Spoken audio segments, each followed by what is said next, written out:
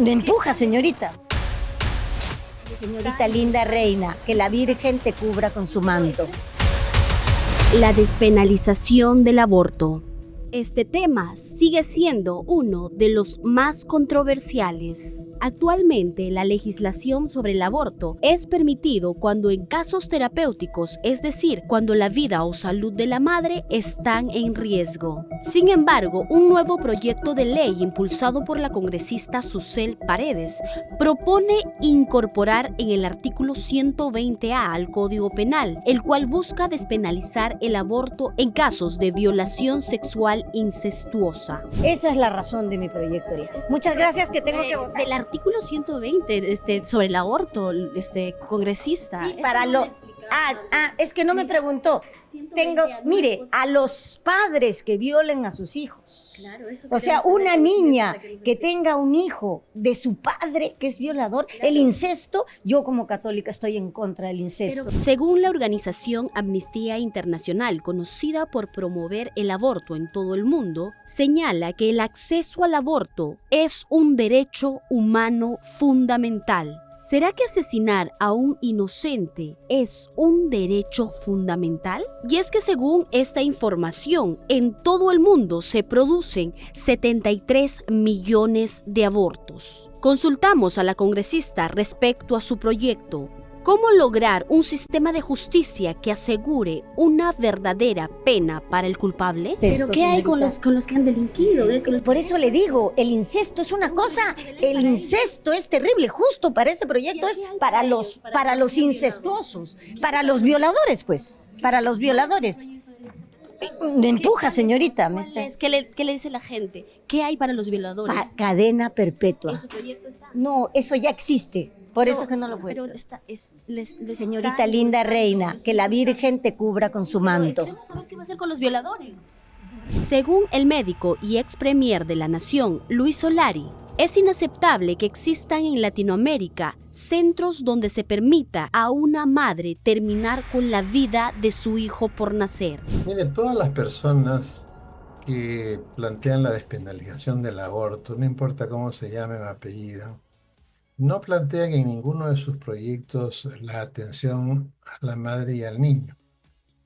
En última instancia, solo les interesan los votos, utilizar las emociones y terminan condenando a muerte a un inocente, ¿no? Solari afirma que en situaciones tan devastadoras como la violación o abuso incestuoso, la prioridad debe ser proteger a las víctimas. Sin embargo, este proyecto plantea permitir que una madre termine con la vida de su propio hijo, lo que evidencia, según él, la barbarie de un planteamiento. Eso es lo que están planteando, una matanza de niños que son absolutamente inocentes. Entonces, ¿por qué un parlamentario quiere matar niños inocentes? ¿Por qué? Que nos explique por qué. O sea, por supuesto, ¿qué van a sacar? Los argumentos sentimentales. Otra vez, lo mismo, matarifes. En países de América Latina como El Salvador, Honduras y Nicaragua prohíben totalmente el aborto, y en Paraguay, Venezuela, Costa Rica y Guatemala lo permiten solo para salvar la vida de la madre. Y en Perú el aborto está restringido y solo permitido en circunstancias específicas, lo que nos permite seguir manteniéndonos como un bastión pro vida en la región.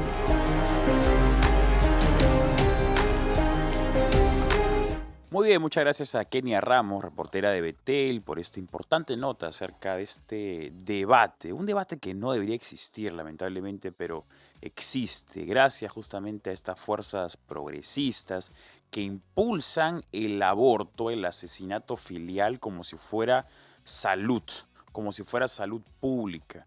Como mencionaba al inicio del programa, estos grupos feministas radicales, que más que sociales son políticos y que tienen una connotación bastante marxista en su cosmovisión de separación de la población entre mujeres víctimas y hombres victimarios, donde todas las mujeres son víctimas y todos los hombres son malos, son violadores, son la perversión personificada. Eso es lo que quieren hacer estas feministas, pero por supuesto no lo aceptan, ¿no? Son unas misándricas absolutamente, pero se salen con la suya porque se autoperciben como población vulnerable, como víctimas de la sociedad.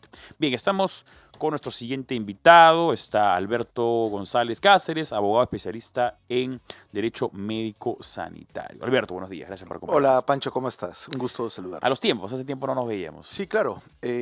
Con mucho gusto estar acá. Que me alegro. Siempre es importante conversar contigo. El tema del aborto, ¿no? Veíamos justamente Susel Paredes, que una actitud bastante altanera, propia a su estilo. Insiste en que el aborto debe ser un derecho y no es la primera vez que se quiere utilizar los casos tan excepcionales como es incesto y violación como la excusa para abrir la puerta al aborto, que ya hemos visto que en otros países termina siendo la puerta de entrada prácticamente para Sodoma y Gomorra, ¿no? Bueno, lo que sucede es que esto tiene varios elementos que hay que analizarlos con mucho cuidado. Primero, el tema de la coyuntura política nacional.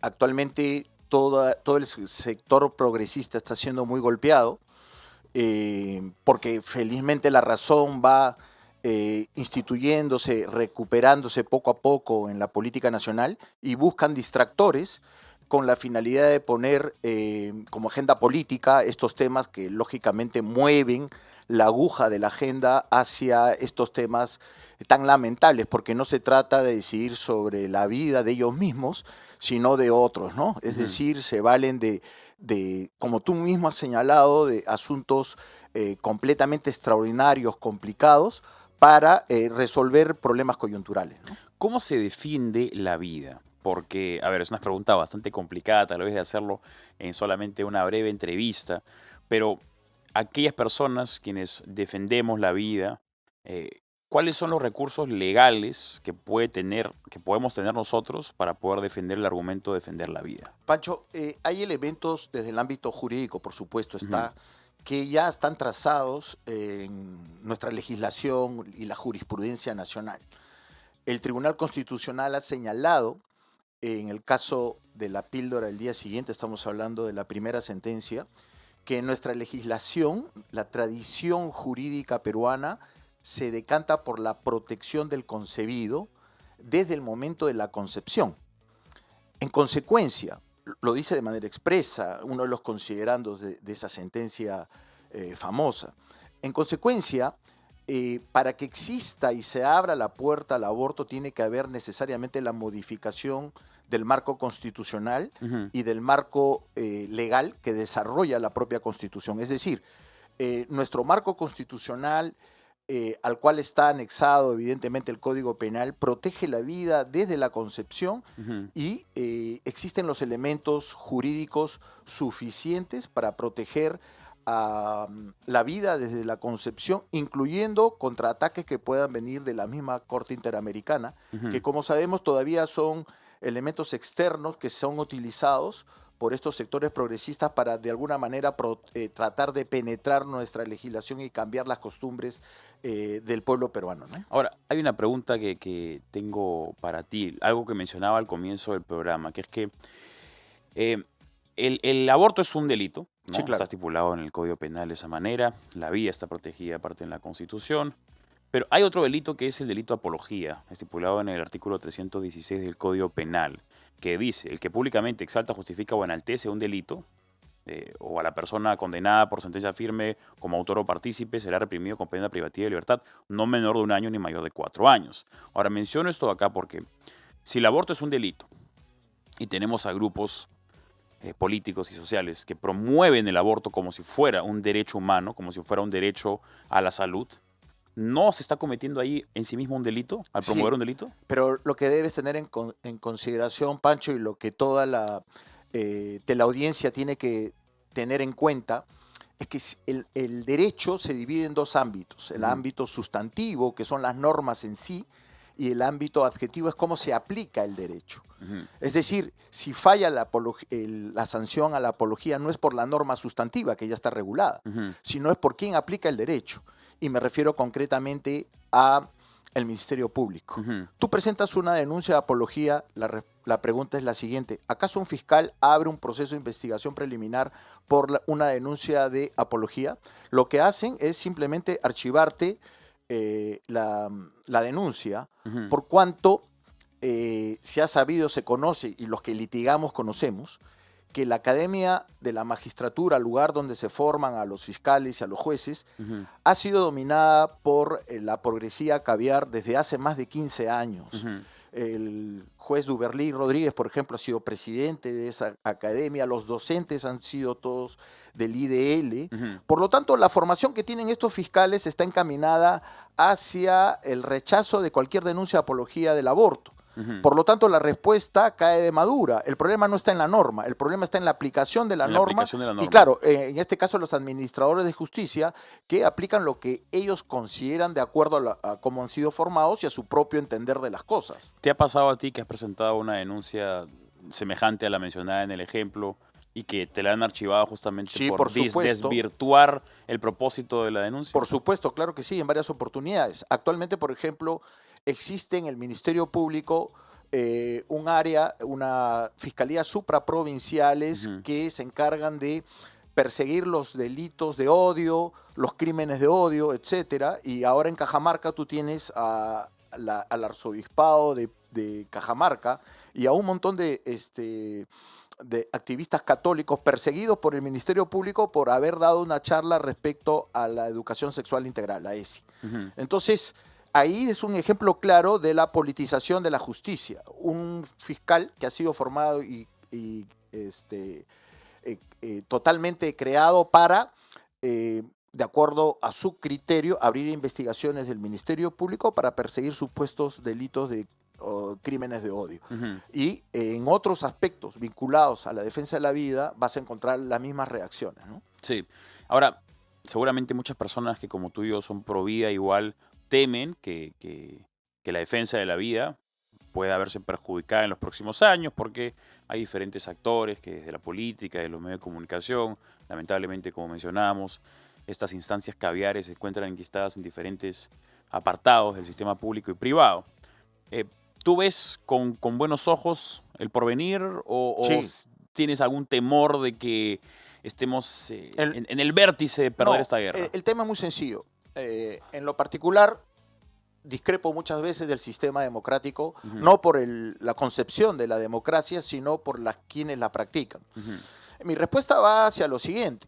El deber de los medios de comunicación y de quienes tienen los pensamientos claros está en capacitar y formar a los electores en la forma de su voto, porque finalmente quienes van a decidir el futuro del país está en el Congreso de la República de acuerdo a los criterios democráticos y constitucionales en los cuales nos regimos. Ujú. Lo que estoy queriendo decir en buenas tintas es vota por cristianos, vota por gente de derecha, Ujú. vota por gente conservadora para que poco a poco estos legisladores de derecha conservadores vayan pues sacando a aquella gente que de alguna u otra manera ha ido entorpeciendo el desarrollo del país. Y te doy un ejemplo bien claro, Pancho. Estos movimientos progresistas promovieron desde el año 2000, el momento en que toman el poder con Paniagua, que se permitan las relaciones sexuales entre menores de 14 y 16 años. Entonces, yo no estoy en contra del desarrollo sexual de las personas y sobre todo de los jóvenes y los adultos. Ujú. Sería pues absurdo pensar de manera contraria, porque el desarrollo sexual está en la propia naturaleza. Ujú. Lo importante es saberlo canalizar. Sí. Entonces, si ellos promueven la disminución de las prohibiciones del sexo no consentido entre menores y adolescentes, lo que están haciendo es abrir el campo a que justamente las consecuencias de relaciones sexuales no orientadas generen lo que la naturaleza genera, en este caso la vida. Y las consecuencias de haber abierto esto de acá está justamente en lo que ellos llaman el aborto por violación, el aborto por causales de incesto, etc. existe lamentablemente una formación no en la libertad, Pancho, sino en el libertinaje. Es decir, yo hago con mi cuerpo lo que a mí me da la gana. Y de eso no se trata la libertad. Claro, pues ese Por- es el problema de la concepción de la gente que dice ser liberal y confunde libertad con libertinaje. La ¿no? Libertad libertad- viene con responsabilidad. Pero por supuesto, la libertad está en dominar tus propias pasiones. Ujú. El violador, ¿qué cosa es lo que no es que se nace violador?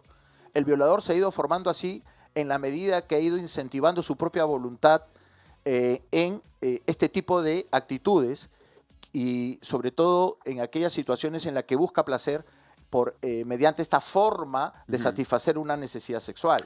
Ahora, tú has dicho algo importante, que es incentivar a las personas a que voten em, por la derecha, por personas de derecha, conservadoras. ¿Cómo logramos convencer a la gente de que ese es el lado correcto? Porque ha habido un trabajo bastante exitoso en los últimos 25 años de convencer a la gente que ser de derecha conservadora es como ser un nazi, ¿no? Una incongruencia absoluta porque nada tiene que ver una cosa con la otra.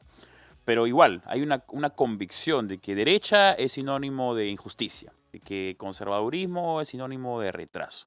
No digo que todo el mundo tenga esa cosmovisión, ¿no? Las personas que tienen una mínima capacidad de entendimiento saben que efectivamente derecha y conservadurismo son el camino correcto, a mi parecer, y al tuyo también creo. Pero ¿cómo podemos convencer a esa población que se ha visto confundida o que se encuentra justamente en esa interjección entre qué camino tomar? Bueno, lo primero es darse cuenta y verificar cómo funcionan las cosas por su propia naturaleza. Ujú. La naturaleza siempre está inclinada hacia lo bueno. Entonces, ya por ahí la gente tiene que ir dándose cuenta de que todo aquello que es bueno es sinónimo de aquello que es de derecha y que es de conservador, porque es pura ley natural y sentido común. O sea, el que no se da cuenta de que quien practica el ahorro, por ejemplo, lo que está haciendo es reprimiendo su capacidad de gasto. O sea, son cosas tan elementales y así funciona el resto de las cosas. Esos son principios aplicados a la vida común. Ahora bien, lo que tiene que hacer la gente es sí poner un esfuerzo en formarse y en buscar más allá de lo que pueda haber en la ley natural y darse cuenta que las cosas necesitan para un desarrollo pleno Ujú. de la voluntad del individuo y del sacrificio, Sí. ¿no? En todo sentido. Ahora bien, y por parte del conservadurismo y de la derecha, no me cabe duda que la labor de la docencia por medio de la radio y la televisión debe ser permanente en el tiempo porque Ujú. lo bueno no se mantiene bueno siempre. Aquello que queda estático siempre va a tender hacia abajo y no hacia arriba, ¿no? De acuerdo contigo. ¿Sabes qué cosa he encontrado yo en mi experiencia comunicando ideas semejantes a las tuyas probablemente en las redes sociales? Que hay mucha gente que tal vez no nace con la convicción conservadora o no crece en un espacio conservador, pero se le va toda la progresía, se le va todo ese libertinaje en el segundo en el que se vuelve papá o mamá, en el que tiene familia, o que tiene hijos sobre todo, Sí, ¿no? claro, por Yo tengo hay supuesto. muchas mujeres que me siguen y me dicen, ¿no? Yo antes era medio progre, pero ahora que tengo hijos, yo digo, con mis hijos no se mete nadie. Y ahí es cuando verdaderamente salen las garras y ahí es cuando verdaderamente dice, momento. Ahora entiendo lo que decía este loco de Pancho de Pierola cuando digo que no se quiere meter con mis hijos. Ahora entiendo. Hay un pensador francés, Paul Claudel, que dice, rechaza lo natural y él volverá al galope. Hmm. Es pura ley natural. La mujer, sobre todo, Ujú, cuando es madre, se transforma para bien ujú. porque la naturaleza la llama a cuidar a sus hijos, ¿no? Claro. Y el papel del hombre es fundamental de ayudarla plenamente en todo lo que ella necesite Mm. para llevar y cuidar esa labor tan importante que la naturaleza le ha dado, ¿no? Aparte, otra cosa que un poco he aprendido en los últimos años, también con el excelente libro de Agustín Laje de La generación idiota, que habla justamente acerca de esta prolongación del adolescentrismo, sobre todo en las nuevas generaciones, ¿no? Entonces, en el pasado, tal vez en tu generación o en generaciones anteriores, la gente quería ser adulta lo más pronto posible, ¿no? Incluso asemejarse a un adulto era una señal de sabiduría. El día de hoy hay lo contrario. Y tal vez justamente el hecho de tener una cohesión familiar o de tener a personas que dependan de ti, también le dan al individuo esa madurez necesaria como para saber que ahora depende de uno mismo y no puedes estar permanentemente culpando a los demás, exigiéndole algo al papá de Estado, sino que es yo contra los demás, o yo contra el mundo, o yo contra mí mismo, pero no puedo estar culpando a los demás, ¿no? Entonces, esa madurez, que hay personas que nacen con esa madurez, hay personas que nacen con esos valores o que crecen en familias con esos valores, pero aquellos que no nacen con esa virtud o que no crecen con esa virtud, lo adquieren en el camino, a través de la práctica, a través justamente de las experiencias, ¿no? Claro, y sobre todo añadiendo necesariamente a lo que tú mencionas, esa generación de cristal, Ujú. a la práctica de la virtud, en este caso la humildad, darse cuenta que uno es un ser contingente, que no lo puede todo, porque Ujú. lo contrario es justamente la frustración y el suicidio, ¿no? Y la ausencia justamente de Dios en generaciones nuevas me da la impresión de que también termina perjudicando muchísimo a los jóvenes, porque ese vacío existencial que constantemente se trata de llenar con videos o con consumo o con vicios o con excesos, jamás va a ser llenado, ¿no? Porque es un vacío existencial que solamente puede ser llenado con el reconocimiento de que uno es menos que algo más grande, ¿no? En este caso, el reconocimiento de Dios. Claro, ahora date cuenta tú, nuevamente viendo la naturaleza, que ya al final de la vida, a partir de los 60 años, el pensamiento de las personas vuelve a cambiar. A partir de los 20 y 30, cuando la mujer se vuelve madre, cambia, cuando el hombre se vuelve padre, cambia, porque la realidad le muestra que su pensamiento de PUC Ujú. no es real, no es verdadero, sus ideales PUC Sí. son completamente falsos. Ujú. Pero a partir de los 60 se va dando cuenta que ya se va a morir. Hmm. Entonces ahí te das cuenta que, y eso explica cómo las iglesias se van llenando de gente con pelo blanco. Entonces, pero es que es la realidad, ¿no? Nadie se escapa de la muerte y cada quien trata de asegurarse como pueda. Pero es lamentable que uno lo hacen por conveniencia, pero en todo caso finalmente es bueno que lo hagan a que no lo hagan, ¿no? Bueno, tal vez es una madurez que a veces llega más tarde que pronto, Sí, ¿no? claro. Entonces, Dios tiene sus caminos. dos tiene sus caminos, efectivamente, ¿no? Bonita manera de plasmarlo. Además, me imagino que también a una edad, como tú mencionas, más cerca de los 60, viene tal vez un deseo de autorrealización, ¿no? Un deseo de cuál es el legado que estoy dejando, ¿no? Ya más una cosmovisión menos egoísta, todo para mí, sino es qué hago yo para los demás. Claro, y te das cuenta que todo gira en torno finalmente a la familia. Derecho natural. O sea, no estamos hablando acá de principios religiosos, Ujú. sino estamos hablando de asuntos completamente naturales, que ya lo había visto Aristóteles 300 años antes de la venida de Jesús. Ujú. Entonces, vemos que en este caso Dios nos ha regalado una naturaleza perfecta, en el sentido de que la ley natural no nos abandona, no nos deja y nos hace darnos cuenta permanentemente que la vida tiene un solo camino. Ujú. Lamentablemente hay muchos que se equivocan y cuando se equivocan llevan a otros al error. Y es lo que le está pasando a nuestro país. Así es. La vida solo tiene un camino y es la verdad. Ah, sí, claro. Es correcto. Bien. Eso es verdad. Muchas gracias a Alberto González Cáceres, abogado especialista en Derecho Médico Sanitario. Alberto, un gusto verte después de algún tiempo. Una amena conversación y esperamos verte pronto acá en BT Radio 100.1 FM. Gracias, Pancho, y me encuentro a tu disposición cuando así lo necesites. Perfecto.